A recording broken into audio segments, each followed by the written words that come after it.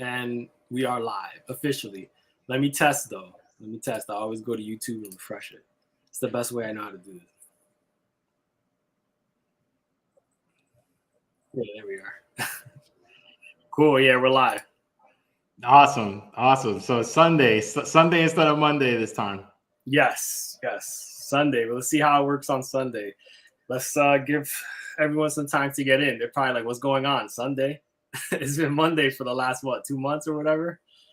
Yeah, it's been Mondays. I mean, we've been trying to make it a little bit of a tradition. I think we started going every other Monday, however. But yeah, Sunday. Let's see if maybe Sundays work a little bit better for everybody out there. You let us know in the comments. But if you're checking us out for the first time, give us a like, subscribe. We're gonna do more content live, also and non-live too. Some different kinds of things we have out there. And yeah, Sunday. Let's see how it goes. Yeah, check us out on also. Obviously, I always say YouTube, but we're on YouTube now. Facebook, Instagram, Twitter.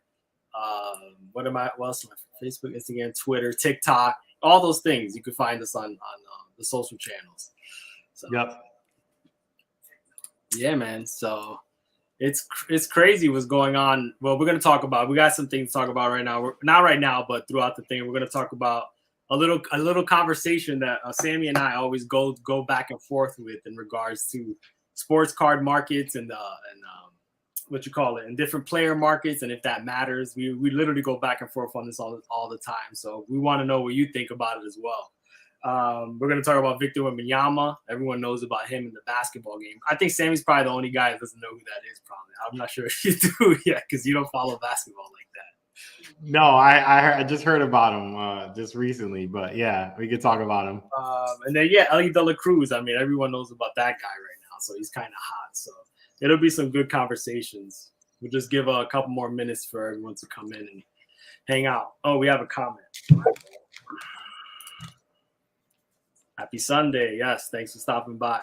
Happy Sunday. Yes, thanks for joining on a Sunday. But also at the end, too, we're going to get into opening a little bit more Series 1 and Allen and Ginter. We have one pack there.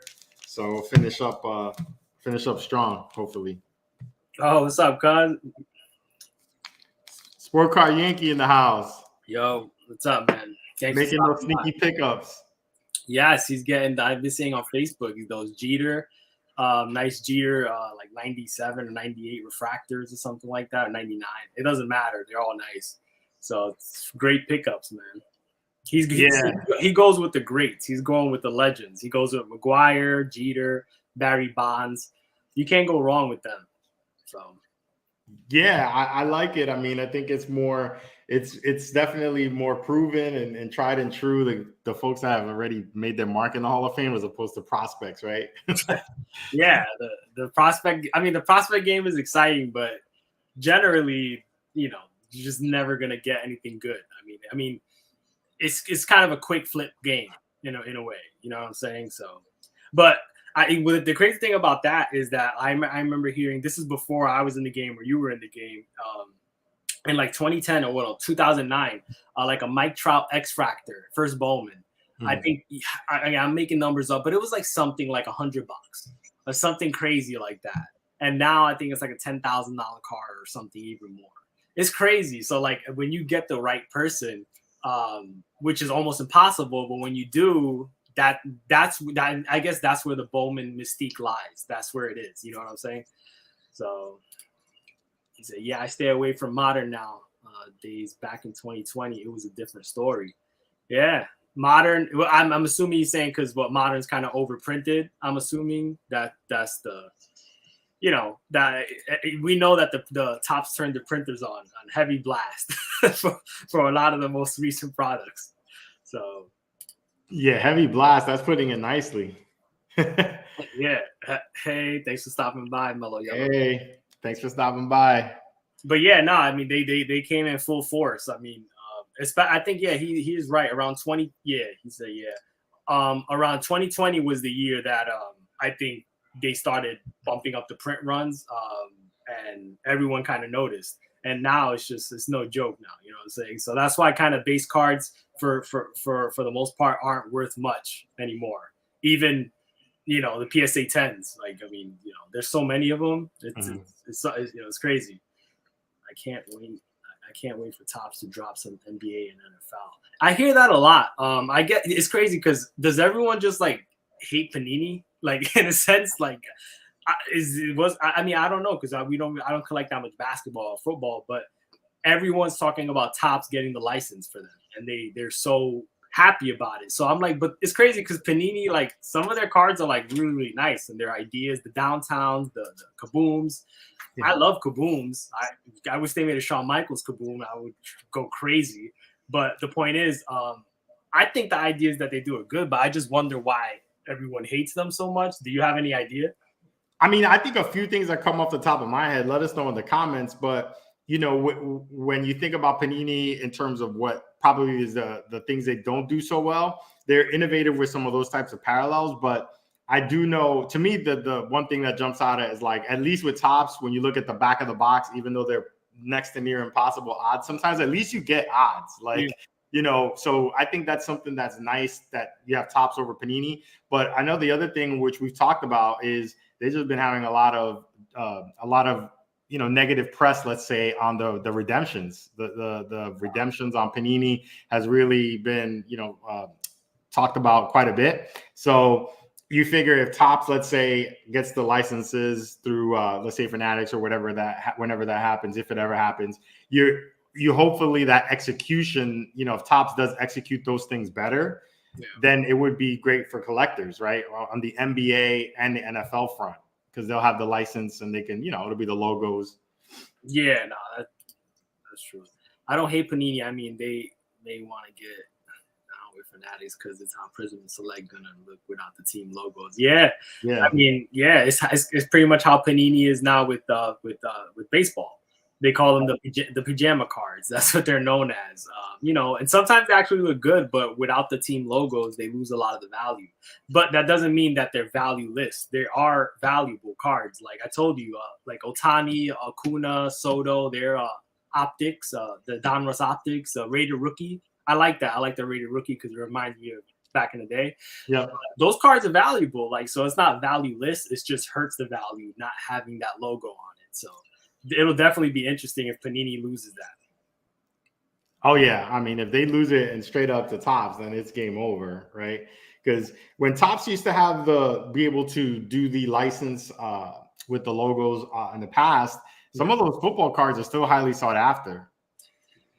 Yeah, like a Topps, like a Bowman Chrome. Like I picked up a Bowman Chrome or a Topps, even a Topps Chrome. They used to do like, Calvin Johnson or like, some of those guys from back in the day. So that they look really great cards when Topps was doing it too. It looked amazing. Some of those Chrome finish cards. Yep.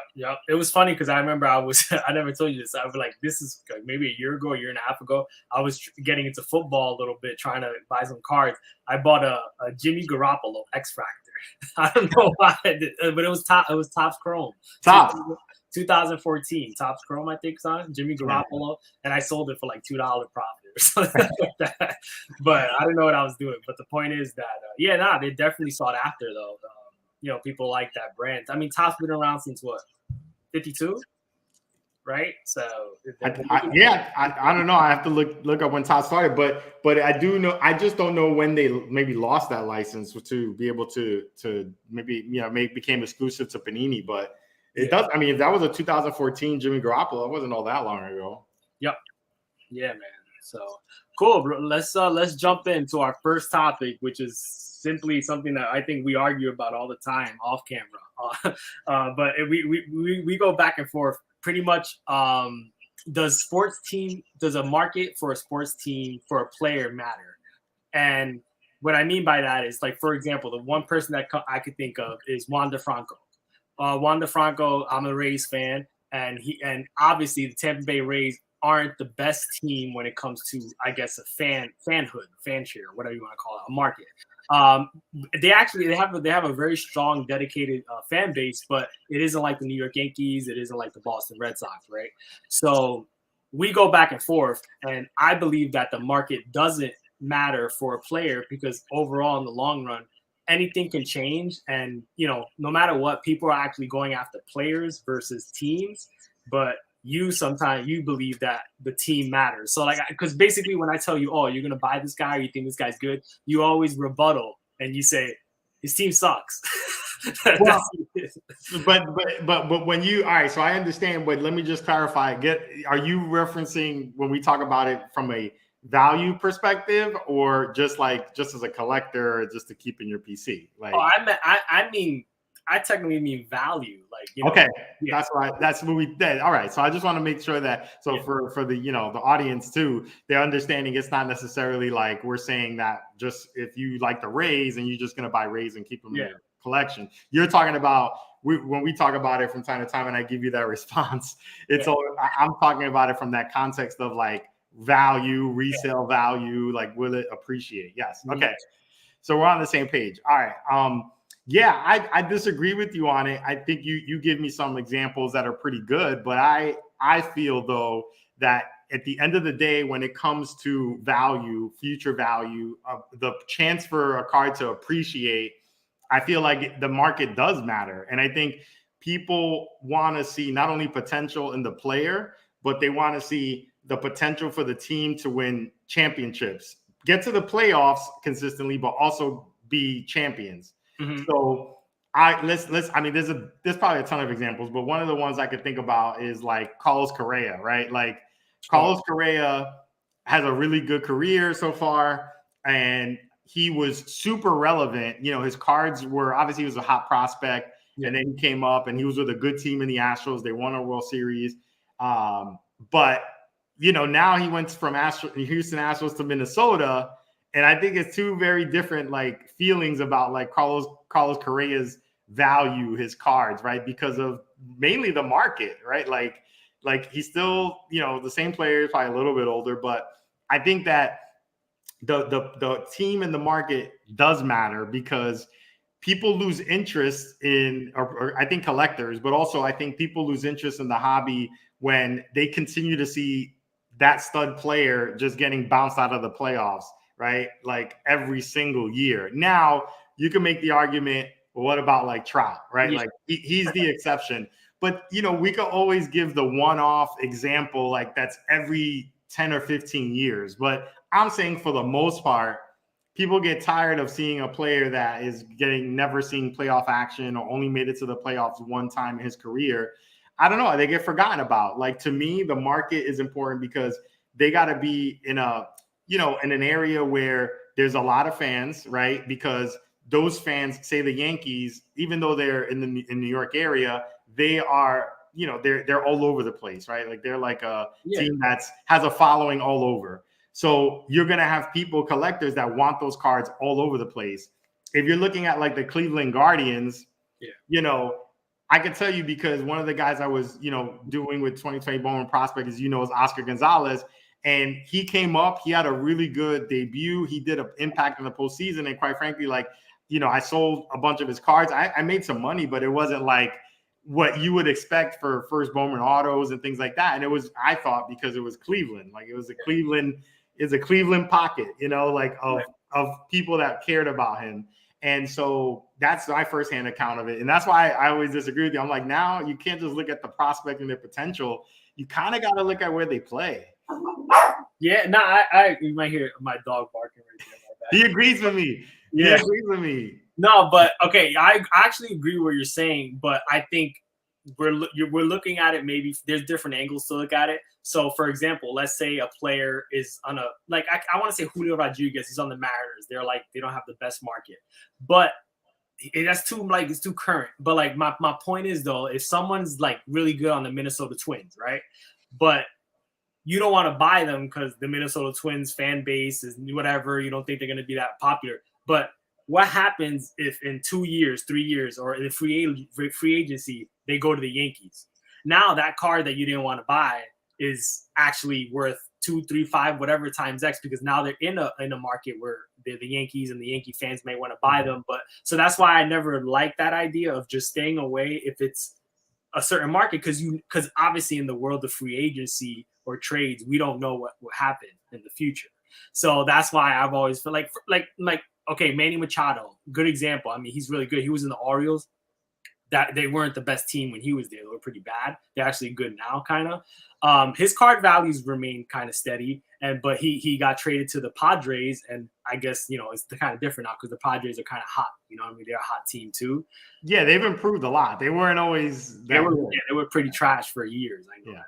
But I just feel like okay, Oscar Gonzalez, like, Guardians. Yeah, you said they're like a whatever team, but if Oscar Gonzalez for some reason he starts hitting the ball, I haven't seen his stats. I know he's not doing well with his average, but if he starts hitting the ball and then he gets traded to again like the Yankees or what's another team, the Red Sox, teams like that. I mean, and does well.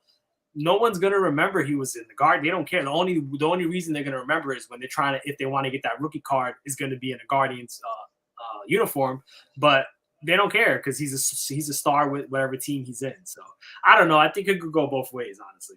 Yeah, it can. I think if you're like trying to focus not only on a I know we have a comment. Let's go. Let's see what it says. Child's an amazing player. He's only played in one postseason. Yeah, but his 2011 toss up SGC 10 just over 4K. I know. Yeah, that's definitely right. I thought, which is crazy. He's awesome. He can come to the Bronx. Hey, I would love that for him to come to New York. Listen, Trout is going to be the exception because the Angels, unfortunately have not had a lot of success, even though he's been the best player, one of the best players in our generation. However, I don't know. I just think that there's more hobby love for the bigger market teams. I mean, you think about buying into breaks or whatever, the Dodgers, the Yankees, the Red Sox, like the teams that are in the playoffs every year go for more money than why are the Pittsburgh Pirates always like? Well, it's because they never have anybody good, though. Like, that's what it is. But they always get a high pick in the draft, though. So they have Henry Davis. They always get the first pick in the draft, second pick in the draft. So if they're getting the cream of the crop draft picks, why are their player breaks their team breaks so cheap? Well, I'm saying they're getting the top picks of the draft, but that doesn't mean that they're doing good. They're panning out. So, like, for example, I bet you like Elly de La Cruz, the Reds, they're crap, right? They're not that good. But I don't actually know how they're doing this year. I haven't been following them. But they're in the middle. They're in the middle. They're actually they're in the middle of the Central right now. So there's like 4 games out. But they didn't expect to be a great team this year. So what I'm saying is that I bet you when his rookie card, because his rookie card's not in the set or whatever yet, watch how much those breaks are going to go for. So but he's in the Reds. The Reds, whatever. So that's what I'm saying. People chase the player more than sometimes possibly just the team being bad. So that's kind of my argument there. Yeah, no, you can go either way. I'm in the camp of, if you want to try to be more safe, conservative with trying to, I guess this is a better way to put it. If you want to be more conservative with, hey, I want to make money on a prospect or on players, whatever, a rookie, let's say, even if it's a rookie or whatever, having more focus on bigger markets is more, I think, of a safer way to do it. Not to say we're saying investment here or advice or anything. I'm just saying focusing on those types of bigger markets is going to probably give you a better chance to get more money out of it because there's bigger fan bases for those teams. I think it's just there's just more people that are interested in that organization. So just buy the Yankees and Dodgers. No. There's of course not, man. There's other teams, but no, but those are the top 2 baseball teams, markets, probably, right? Like Dodgers and Yankees. I think the Yankees and probably the Dodgers in terms of the net worth. Yeah, I think that what the teams are valued at. Yeah, I think those are the top 2. Pretty sure. Checking in, Nancy. Yeah. Thank you. Thanks for stopping by. Cool. So so we'll see. We'll see. Let us know in the comments what you think about this this little debate on how much the market matters for values on cards. Cool. Yeah, I actually forgot to show this real quick. Well, I wanted to just show my screen to see. That's not gonna work. Grant access. Hold on 1 second. Omar broke the computer. Oh no. Hold on. Well, while he does that, just joining us, give us a like, thumbs up, subscribe for more lives, more content in the future. We also have a bunch of things we're putting out on shorts and things like that, so look for that. We have our products on Amazon too, so make sure to check that out. We have our card graders. If you're sending in some cards for grading, have a 50 count right there. It's Amazon Prime, so check that out. We also have top loaders with no blue tint. Yes. Because the blue tint is out of here. Go to system. Hold on. Just keep talking. I'm trying to figure this out. I'm trying to talk and you cut me off. It says system preferences. All right. I'm not. So you're going to have to share your screen because it's not working right now. We're live. I don't know what I'm sharing, but I don't have anything. Anyway, whatever. Let's talk about Victor Wembanyama. Let's get into that real fast. All right. We don't really do much basketball, we at least right now. But everyone's talking about Victor Wembanyama. His cards just dropped, and basically, I'm looking it up right now. Again, I can't share my screen. We're having an issue. But yeah, Victor Wembanyama is like going to be the number 1 draft pick, the number 1 pick in all of basketball. And they're pretty much comparing him to the next LeBron James. We've heard that so many times, but this guy's like supposed to be legit. He's, let me tell you right now, he's 7'2", 229 pounds. So he's, kind of like skinny-ish, like Kevin Durant build a little bit, but he's 7'2". He's 19 years old. And in the league last year in the NLB Pro A League, I don't know what that is, but he averaged about 22 points, 3 blocks, about 2.4 assists, and 10 rebounds. And pretty much everyone's talking about, again, everyone's saying he's like the next LeBron James. If you go to YouTube and look up his highlights, you'll see that he's like, it's kind of crazy how good he is. And again, him being 7'2", that length, he could just block almost any shot. Like, it's kind of weird. Like, again, the way he's built, and like they said, like Stephen Curry and LeBron James and those people were pretty much like calling him an alien. They were just like, they've never seen someone like that is that size, but also could handle the ball like that and just could move and is very agile and could shoot threes and stuff like that. It's kind of crazy. So I'm excited to see what he does in the NBA. I'm a little worried because, again, he is a little skinny, and you know what happens with those type of bodies. Sometimes they get hurt, especially when you're facing big men. But it's a different game now from back in the day. It's not really much post-up game. It's kind of the three-point game. But, yeah, it's interesting. And I don't know if you know, the Spurs got the first pick this year. So he's going to the Spurs. Yeah, that I knew, yeah, with Popovich, right? Yes, with Popovich. So, again, you can't see my screen, but I'm scrolling through eBay right now, and his you heard of Bowman University, right? I'm sure you've seen it like in the shelves. Yeah, Bowman U. Yep. Yeah, Bowman U. So his Bowman U, and it's interesting. Is this going to be considered his first Bowman card? I don't know. That's going to be a whole different debate, maybe in a few years. Yeah. But his Bowman University card out of 99, it went for an auction. I'm looking at pure auctions. Went for $9,610. 75 bids. So out of 99, then another one 4 days after went for $7,107. So that's like $2,000 difference. But it seems like it's bouncing up and down right now. Then out of 50, but that was in May, went for $5,000. So that's both ungraded. Oh, I'm sorry. This is all redemptions, by the way. That's what I forgot to say. These are all redemption cards. So they're autographed, but not okay. All redemptions. Wow. Yeah. So I mean, again, if you look up Victor Wembanyama on eBay and just scroll, you could see that. And there's a Sports Illustrated 2023 Sports Illustrated Kids rookie card, they called it. PSA 8 went for $3,777. So this guy is definitely, I would say he's pulling or not carrying, but he's definitely has the basketball card market on watch right now, because what he could do potentially in the NBA. And if he does live up to, I mean, it's come on, LeBron James is so good. I guess it's just hard to even say that. But if he does do it, it's going to be interesting to see how that goes and what he could do for the Spurs. Because the Spurs, when I was growing up, the Spurs were the team. The Spurs were they were always they had Tim Duncan, David Robinson, Manu Ginobili, Tony Parker. They were always the team to go through, and they were always almost always in the championship. Yeah. But then now they suck.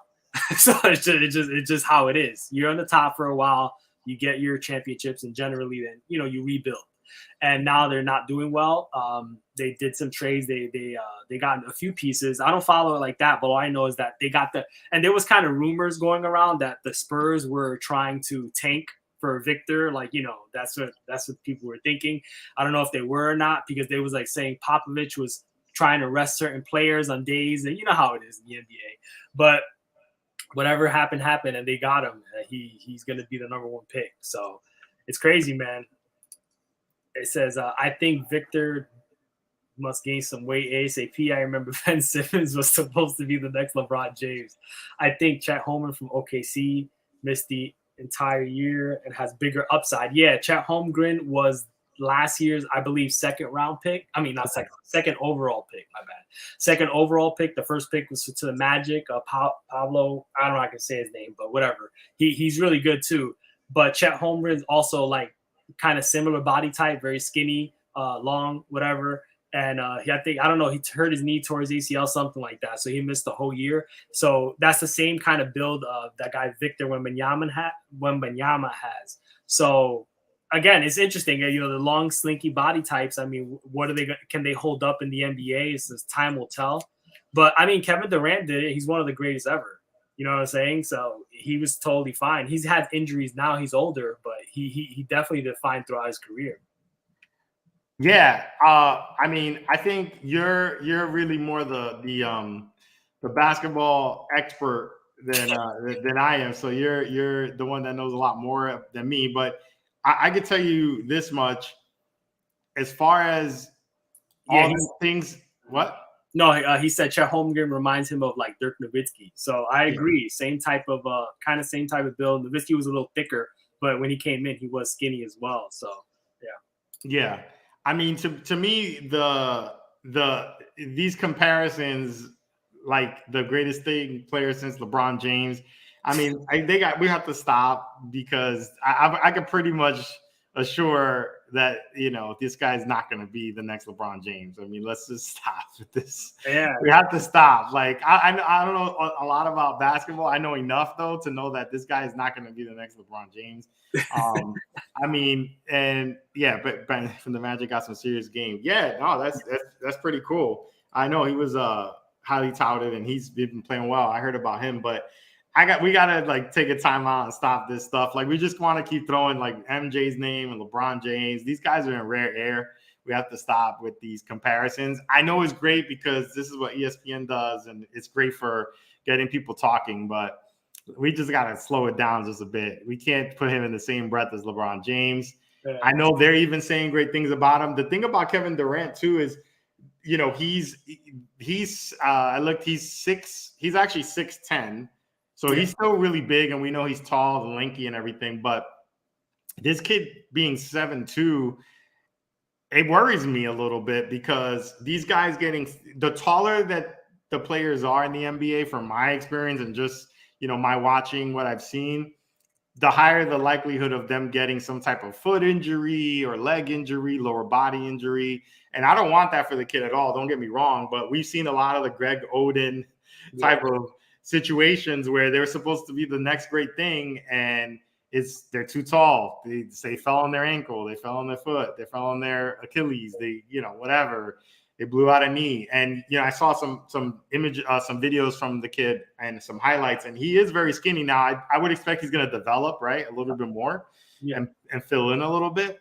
But that worries me because if you compare him to Durant, he is, you know, a good 3 inches taller than Durant, or 4 inches taller, whatever. And so that's worrisome. 4 inches doesn't seem like a lot, but when you're going from 6'10" to 7'2", and you add in all the jumping, all the dunking, all the twisting, all the, you know, handling the ball after a couple of years, that 4 inches makes a big difference, you know? So again, I just feel like that's definitely like the hype has to just chill out when you start talking LeBron James. But it's exciting, you know, and I think he's from France. So we have to also see how the competition carries over, right? Like he's played a lot of his ball in the international league. And we've seen a lot of people like, you know, Jokic, right? Like the Joker's come over and he's been obviously one of the best players. But sometimes that level of play sometimes doesn't carry over into the NBA. We see that, right? Also, they don't all come over and become studs playing in like Europe and come over and they, you know, hit it out of the park. So and especially when you're coming in like the top prospect, the top guy, you have like kind of a target on your back. So people, when you're playing them, they play a little harder just to make sure that to welcome you to the NBA. So Yeah. that's something to think about as well. Hey, Maddie, thanks for stopping by. Thanks for hanging out with us. Yeah. I mean, his talent looks off the charts, though. I could see how he's the consensus number one, and I do think he's going to become like a really good player. The potential's there. I just think like all the LeBron James, like putting him in the same sentence that's a no. He said he may want to join Mbappe and play soccer. Wow, a 7'6", a 7'2" soccer player. Yeah. Wow. I don't know. I wonder how he'll do there. But that's another thing too, because we were talking about LeBron James, and he's arguably the greatest ever. Some people say 2, 1, whatever. But the reason why I think LeBron James, I don't know. I'm not gonna say he's the greatest because I don't want to get into that, but it's just so impressive to me because he's the only person that I could think of that came into the league with being called the king. When he was 18, I remember I was in high school and there was like a guy named LeBron James, the king. And I was talking to my friend like LeBron James, and like he was in all the magazines. He was he lived up to everything when you think about it. Yes, He lost in the finals. I know that he lost 6 times or whatever. Yeah, but there was actually a crazy point when he was in the finals every year for like 10 years. Yeah, like it's kind of crazy when you think about it. So like again, he's the only person that I could think of that had all the hype. And in the end of the day, when you look at his career, he lived up to like literally everything. Not only being like a great basketball player, but also off the court too. Like nothing crazy. Just a great overall guy. Who's just was just I don't know, man. It's crazy. I think LeBron James is. I don't know if we'll ever see anything like that again. Put it that way. Oh yeah, and that's why I told you before. Like I pretty much feel extremely confident that this kid is not going to be able to repeat what LeBron James did. I could be totally wrong, but I think it's a pretty safe bet to say, hey, this kid he's going to have a terrific career, but he's not going to at the end of his career, he's not going to be on the at the Mount Rushmore with LeBron and MJ and all that stuff. Let's kind of take a pause. I mean, I think it's going to be saying a lot if he could get to Kevin Durant's career.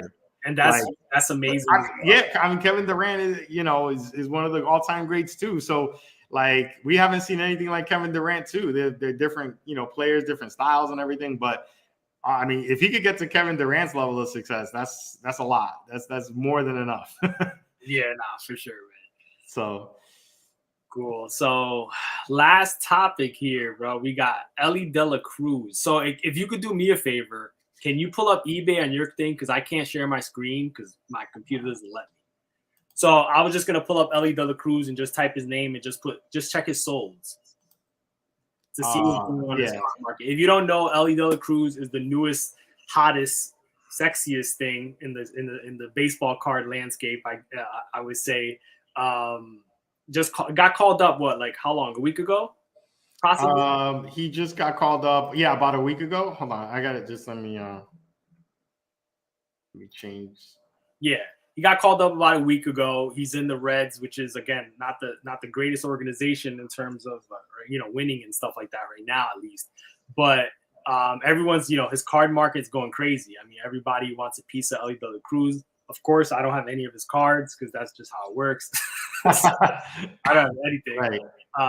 I believe he was in 2022 Bowman, which is crazy because that means he got called up pretty fast. So that's actually a really good point. Yeah, he did get called up really, really fast. I mean, but I guess they were working with the fact that he was developing very quickly. Okay. All right, let me pull it up. I got to go back. Let me see. So his first Bowman. Let me just share. Sorry, this one here. Mm-hmm. Yeah, his first Bowman was 2022, and you don't really see that too much. I mean, generally there's like a 2-year gap between the first Bowman and then them getting called up. Yeah. Let me see. Can you see it? Yeah, I'm gonna add it to the stream right now. Okay. All right. So let's see. So what year was it? 2020. Yeah, 2022. And then you could put Elly. Yeah, that's fine. Oh, what year is this first Bowman? Let's see. Yeah, right there. His auto. Oh, you want to see the auto? Okay. I don't know. Let's see. Yeah, okay, 2022 Bowman Chrome. So this is Mega Box is good. Just the base raw is good looking at $54. So, but let's see some solds, right? Yeah, let's see solds. And we could just take a look. Do you want to go with the highest? I think you spelled it wrong because it's not Yeah. coming up. So Oh yeah. Oh, yeah. There you go. Now, just Right here. Yeah. All right, Elly de La Cruz auto, and then we could filter it by highest. Yeah, might as well. What's going on with this spell? Something's wrong with your spelling because it's saying 0. Oh yeah, it went back. Why did it do that? Press search. Don't even just press search. Just yeah. There you go. Yeah. There you go. Oh, there you go. Highest. All right. So this looks like an orange refractor. Wow. So it looks like a best offer was accepted here. 12,000, not even graded. This is his true gold. Yeah, true gold refractor PSA 10, $9,100. Why didn't we buy more Elly de La Cruz? It's just nuts because again, he's having a good. Well, he's hyped up, but obviously, this is the perfect time to sell. I don't think it can get any better than this, right? Like he's super hot. He's hitting home runs. He's hitting the ball super hard, and everyone's talking about him on all the sports platforms. So this is the time to sell if you don't want to hold long term, I guess. Yeah, he's off to a terrific start. He's hit a massive home run. I think he hit one for like 450 feet, and then he's stolen a couple of bases. So he seems like he's going to be a dynamic player, power wise and also speed wise. This is the Sapphire Orange, best offer accepted. Best offer accepted here somewhere, below 7,000. 6,900 for a pristine 10 blue, true blue, first Bowman auto. But you see, my question here is like, okay, I'm because I come from like buying and selling, so I kind of understand supply and demand and stuff. But where's the upside here? Like when you're paying like when you're paying high prices, like unless you're gonna hold it or like if you like, how high can it go? that's what I say. Like usually you try to buy low and no one knows, and when he gets hurt or something, it's just I feel like when you buy so high, like how high can it go? Yeah, I feel like these prices seem to be everything is priced in. Like this is pricing in him being a Hall of Famer and him winning 5 World Series rings. Yeah. I mean, are we wrong? Let us know in the comments what you think. But yeah, it's crazy. And again, he's had like maybe 25 at bats or whatever in the major leagues or whatever. It's definitely again, it always reminds me of it always reminds me of what's his name? Aquino. I don't know why. It's like in my head. Aquino is always in my head when it comes to first Bowmans and selling on the hype. Because I guess I don't even know if is he in the league still? Probably. No, he's gone. I think we last checked he was in Japan. Playing in Japan. And he was on the Reds too, right? Yes. And I think I remember because I was talking to you about it, and yeah, you were like, "This is the perfect time for people to sell," because and he had a nickname, the Punisher. That didn't really go too well, but I mean, but again, he punished people's profits. Yeah, definitely. That's what he did afterwards. But it's just it's just kind of like a hit and miss, or just like it's a speculating thing. But again, if you're a seller, you made money. But if you're a buyer and you were thinking that Aquino's cards were going to go up and up and up because he was the Punisher, hitting home runs and stuff like that, I mean, it turns it was a bad bet. So yeah, no, definitely. I think these prices are Sports Card Yankee said these prices are insane. I stay away. I have Aquino fired in the stash box. Maybe he makes a comeback, man, and starts punishing again. That's happened, right? Some of these guys go play like in Japan a year or two. They start to make improvements, and then they give them another shot. Yeah, and honestly, like that's what I was trying to say. Like, it sounds crazy, but that's kind of the time to buy when no one's talking about Aquino or like stuff like that. Like that's when you get rock bottom deals, and then if they do come back, you bought low. That's kind of the idea. Buy low, sell high. That's like business, right? If you want to turn this into a business or investment or whatever. If you don't care, just buy whatever, like me, and lose money, because that's what I do all the time. Yeah, well, you know what this tells me? We were just looking at obviously his primary card available right now is the first Bowman, but man, Topps can't wait to start printing his rookie cards, right? Yeah, we're gonna see what happens with the RC. So I'm assuming what this is. Update? No, yeah, it's gonna be an update. They're not gonna put him in series 2. So No, series 2 is already out. is it? That has Volpe. Yeah, Volpe's in it. That's um, what everybody's ripping, right? You have to open some. Nah. Okay, so yeah, so he's definitely gonna be an update. Or I don't think they're gonna hold him. Hold him. Yeah, that's a long hold. Yeah. It is a long hold for sure, but hold him off till series 1 of next year. That'd be crazy. But either way, he's gonna definitely be probably the most sought after person. Unless you could think of someone else right now. I can't think of anybody else that since Julio has really come out. Series 2 is out. Yeah, thanks, Scorecard Yankee. That's like Volpe's in there, and there's a couple other guys that are some of the chases in Series 2. But for sure, I would think Elly maybe is going to look like to come out in the update series. But the prices are astronomical, and again, like we talked about in the beginning of the show, right? Like he's on the Cincinnati Reds. So how many, even if he stays on the Reds, let's say he signs like the Reds like locked in Wander, you know how they got him in for like 10 years or whatever, and he spends most of his career. Let's say he signs a contract and locks in a good amount for himself for the next 10 years. How many championships is he going to win between? And I know it's not all about championships, but baseball is not though. And baseball is really not about championships. It's not. It's definitely not, but it helps. Oh, for sure, but it's not. I mean, what happens is that like it's Elly, like for example, Elly's on the Reds, like his rookie card comes out, it's hot, and then in like 2 years it goes like this. Then the next guy comes in, and then everyone forgets about Elly, and then when he starts doing really really good, and there's like potential Hall of Fame upside, then it starts going back up. So that's kind of how it works, man.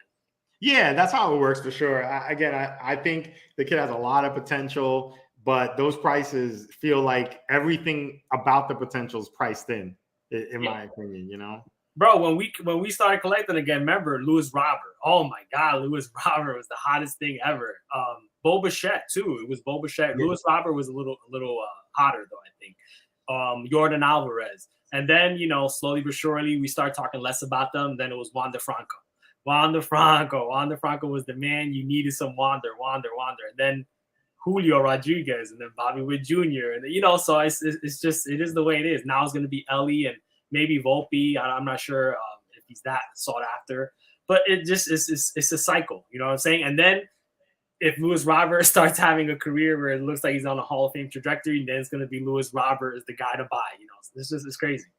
Yeah, I think what was really what did he say? Imagine when Drew Jones actually starts hitting. Isn't he hurt? I haven't heard much about Drew Jones. Did he get hurt?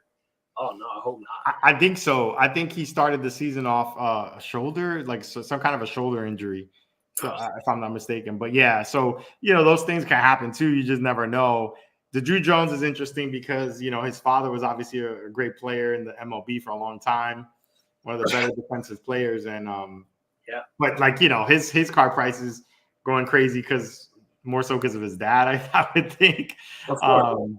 But Bowman's so interesting because we talked about this maybe 1 or 2 lives ago. How they give us a checklist and they say these are the people you should go after, and then when you look at it 5-7 years out, you're like, you didn't tell me about any of the guys that were really the studs. It's just so I think even with this product, you're going to see a lot more of that. Even though Elly came up very quick and clearly he's one of the chases. But that proved out. But there's going to be some other players in that 2022 Bowman that I'm sure will turn out to be really good players.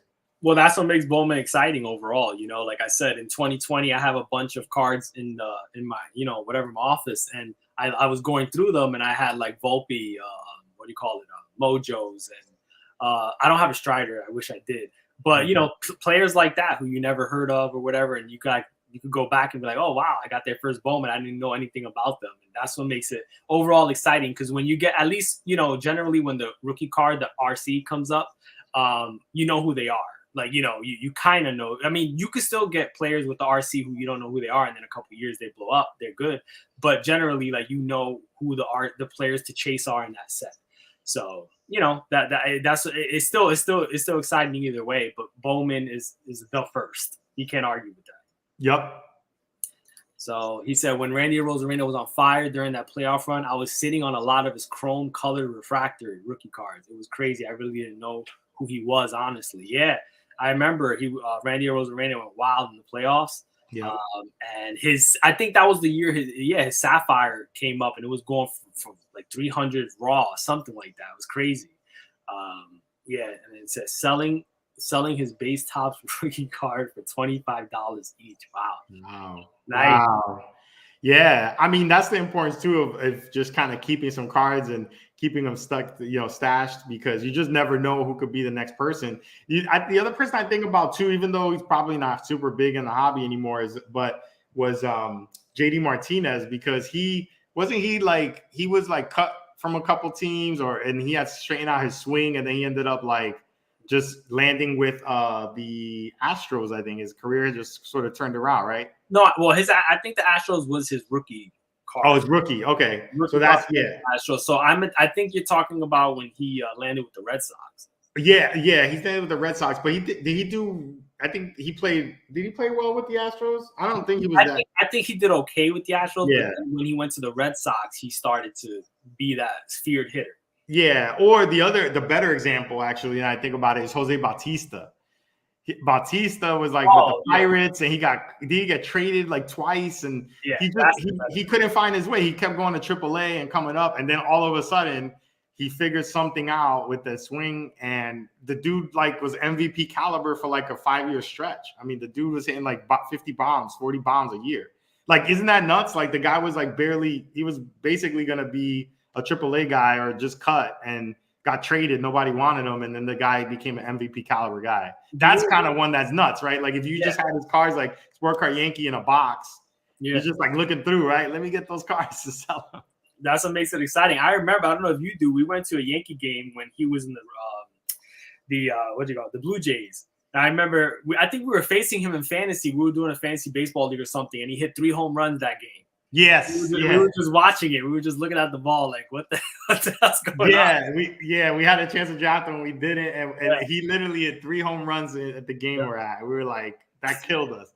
I have a lot of Bo Bichette raw rookies, mainly Topps Chrome, just sitting, probably about 25, 35. Yeah, I love Bo Bichette. I love his hair too, actually, too. I think it's pretty awesome.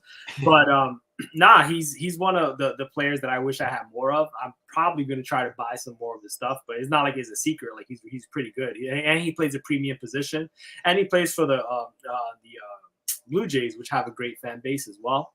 Yep. So, but I think Bo Bichette, I was looking at his numbers, and I think he's like 25 right now still. But his WAR numbers, if you go by that, they're actually pretty impressive. So I think he definitely has a bright future ahead if obviously doesn't get hurt and just keeps playing at a good pace. I really, really like Bo Bichette. Yeah, no, I do too. I like him. I think he's a good all-around player, and as long as he stays healthy, I can see it. Especially at shortstop. Oh, wow. I didn't know that. He was born out here in Orlando. Oh, nice. Oh, wow. I didn't know that either. That's pretty cool, man. Yeah, I like Bo. I like Bo a lot. So nice. No, this is great convo. Let's see how it plays out for Elly. Wish him the best, but that's going to be interesting to see how those prices adjust potentially once he goes through his first slump. Yeah, I mean, and the thing is too, I heard is like the best thing is to sell high, and then later on, just buy the card when they're not as hot anymore for cheap. Mm-hmm. So let's say you sold it for 7,000 or something crazy. You could maybe buy the same card a couple years later for like 2 or 1 or some crazy thing if you really wanted that card. Yep. But you still made profit in between. So there's a lot of different strategies, but I generally get the strategies wrong. That's right. Yeah, if we had the strategy right, we would have bought Elly a long time ago. I remember, man, another story quick is like when I was just getting into it, before I kind of started sending you cards, I had a bunch of Fernando Tatis Jr. Rookie cards, Topps Chrome, where he's like, side the horizontal. I bought a few of the pink ones. I bought a Speckle out of 99 Bowman Sterling. I don't know what I was doing, and then I just sold them because I'm and I told you, I'm like, I regret selling those cards because Fernando Tatis, now whatever happened, but he's still a sought after player. He's still really, really good. I had like Sotos and Acunas. Like I have to restart. I have to refresh. I got to start for fresh, man. That was crazy. Yeah, I mean, you had the right players. Your timing was just off. Like selling on the selling, Yeah, I should have just held it. But yeah. Nah, I mean, I like moving. Bam, boom, buy and sell. Bam, boom. Ship it out. Ship it out. Ship it out. Yeah. Man, that's good. Cool. So let's get to ripping. We're at 50 minutes now. So let's see what we got. Yeah. with the cards. Let me add it into the stream real quick. Nice. You can see that. I want to make it bigger too. Yeah. Oh, not like that. Like that. There you go. Yeah, you go. Nice. Awesome. Cool. So we have series 1. We have our tops, Allen and Ginter. The other thing I wanted to mention real quick too is like I said, check out our card graders. These guys are on Amazon. Just type in Breaker Bros. It'll pop up pretty easy, or there's a link in the description that you'll see to the Amazon store. We have the top loaders as well that are no blue tint. So we have those. And I figured I could just mention this too. So we actually are doing a giveaway right now on Instagram. If you're not following us already on Instagram, just go there, type Breaker Bros. You'll find our account. Follow us. When we get to 500 followers on Instagram, we're going to give away these 2 things to one lucky winner. We're going to randomly select the winner, and it's going to be a Juan Soto Topps Heritage, because Omar loves Heritage, so he picked that PSA 9 rookie. And also, same person will take home a baseball 2022 Series 2 hanger box sealed. So you could hopefully pull like a Julio short print out of here, like we did in one of our episodes. Only the best card in the set. Yeah. So like I said, check us out on IG. If you're not following us, follow us on IG and get into the giveaway. And at 500, we will we'll random that off to somebody. So check it out. Cool. Yeah. Sports Card Yankee just said, I had his Topps Chrome Refractor horizontal card PSA 10. That thing sold for close to $1,000. Yeah. So congratulations. Who was that? He's talking about Tatis. The card that I sold, not for $1,000. He sold his for $1,000. Oh, really? Oh, wow. Cool. Nice, man. That's a great sale. Let's start with Allen and Ginter first. Yeah, that's a fantastic sale. Nice. All right. So it looks like we're going to have a Al K line, Willie Adames, Beltre. This is a Clayton Kershaw banner season 2013 Cy Young Award. Mm-hmm. This is a Torres. Looks like a medal winner. I don't know what that is. Ariel Torres commemorative picture card 2022 mini. And then Palacios rookie card of Richie Palacios. I mean, last live stream we pulled an auto, so we can't ask for 2. I know. Yeah, so we're gonna have to temper our expectations with our Ginter packs. Pulled an auto. That's it. We're tapped out on autos for the year, right? Yeah. No, that was awesome though. Yeah, that was pretty cool. George Springer auto. That's good. Yeah. So I'm gonna move these to the back here. So we have Series 1. We're gonna start off with Robbie Ray. We have a Michael Massey, Zach Davies, Hassan Kim, Graham Ashcraft rookie. We have a Mookie Betts, Gregory Soto. We have a Vladimir Gutierrez, Jordan, Tony Gonsolin, Freddie Freeman, Albies, Jesse Winker, Caleb Killian, Los Angeles Dodgers, and the Nationals. Second half of this fat pack is teammates celebrate the walk-off, the leaders, ERA NL leaders, Caleb Smith, Mitch Haniger, David McKinnon, rookie. Man, it's pretty dry. Yeah. Marcell Ozuna. Shea Langoliers. He's actually okay. Shea Langoliers. He's doing all right. Yeah, I guess a rookie. I'll put it to the side. Cedric Mullins. Alex Wood. Jonah Bride. rookie.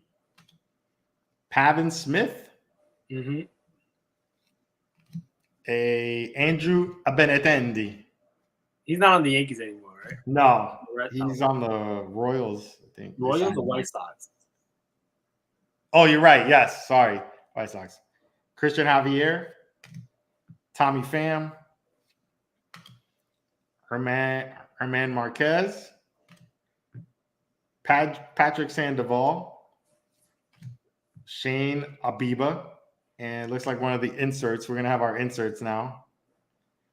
It is a Byron Buxton, 2022 greatest hits. Not numbered, right? No, I don't think so. And we have a star of the MLB, Jazz Chisholm, with his helmet coming off. Nice action shot. And last but not least, it is a Ronald Acuna Jr. who's having an MVP type season. Yep. Yeah, everybody forgot about him in the hobby, right? For a little bit. Yeah, exactly. The bat. I'm sure the bat down card is the card that everybody wants now too. It's crazy again how things can change. I'm seeing it. I'm learning how just someone's hot, then they're not, then they're hot again. Yeah. Wow, you figured that out. They're hot and they're not. They're hot. Yeah, man. But I mean, I haven't looked at his numbers recently, but I know that he was leading the MLB with WAR or something like that. So he's really good, man. And again, he plays for a great team too, the Atlanta Braves. They have a great young core. Yeah, for sure. No, I would agree with that. I guess these are the hits of the break, if you want to call them that. Torres and Acuna insert. Yeah, I mean, we got an autograph last time, so we couldn't ask for much. We knew it was gonna level out. So. Oh yeah, for sure. So yeah, that was definitely the hit for a little while, I'm sure. But maybe next time we'll get something better. Yeah. Cool. So I think we're gonna call it a night. We're gonna wrap it up. We're coming in on almost an hour. Thanks for hanging out with us on Sunday Night Live. We'll see what we do in not next week, the week after. We'll definitely keep you updated via social media. We'll let you know if we're going to either do Sunday or Monday. And yeah, do you have anything else, bro? No, that's it. Yeah, like I said, look us up on the other social channels, TikTok, Instagram, Facebook, Twitter. We're posting things there as well. And like I said, check us out on Amazon. Type in Breaker Bros or check the link in the description. We'd appreciate it. Support the channel. Check out our products. And we also, we'll be having some more content for you guys in the future. So be looking out for it. Yep. Cool. Take care. Have a good night. And see you soon. See you soon. Take care. Peace.